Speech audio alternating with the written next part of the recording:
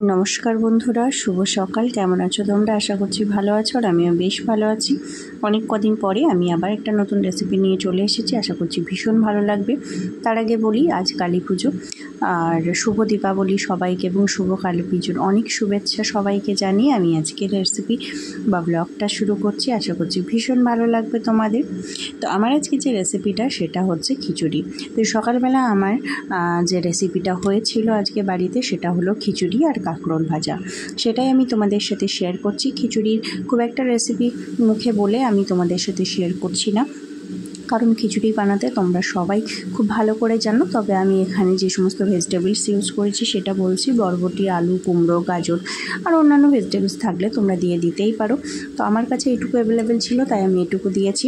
আর খিচুড়ি রান্না করার কথা কি বলবো, তোমরা কম বেশি সবাই খুব ভালো করে জানো।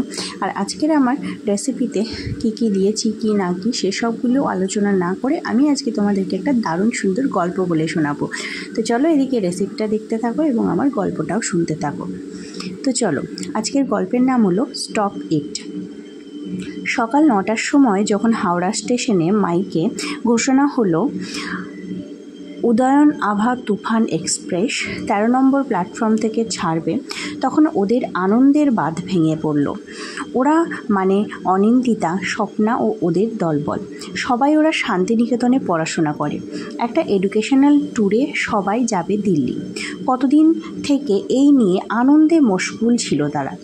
আজ ওদের স্বপ্ন পূরণের পালা। সঙ্গে যাচ্ছে ওদের স্যার দিগম্বরবাবু এবং ম্যাম স্বরলিপিদি।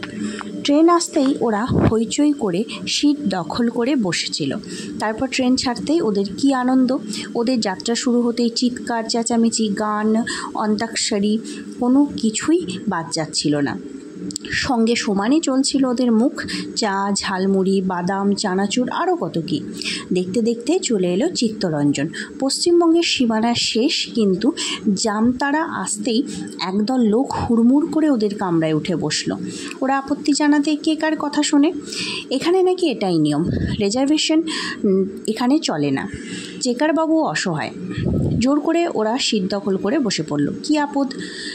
এইসব গাইয়া দেহাতি মানুষ, তাদের ময়লা পোশাক, গায়ের গন্ধ অসহ্য। তবুও ওরা মুখ বুজে কোনো ক্রমে চুপচাপ ছিল।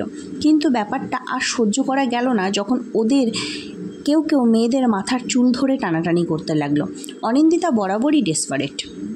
চিৎকার করে রেগে মেগে বলে উঠল, স্টুপিড! আর যায় কোথা! কিন্তু ওরা সবাই কেমন চুপচাপ হয়ে গেল। মেয়েগুলো এবার স্বস্তিতে মুখ টিপে হাসাহাসি করছিল।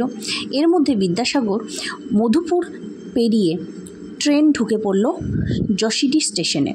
কিন্তু ভয়ে ওদের বুক শুকিয়ে গেল। প্রায় 150 লোক রেডে করে ওদের কামরায় উঠে পড়ল।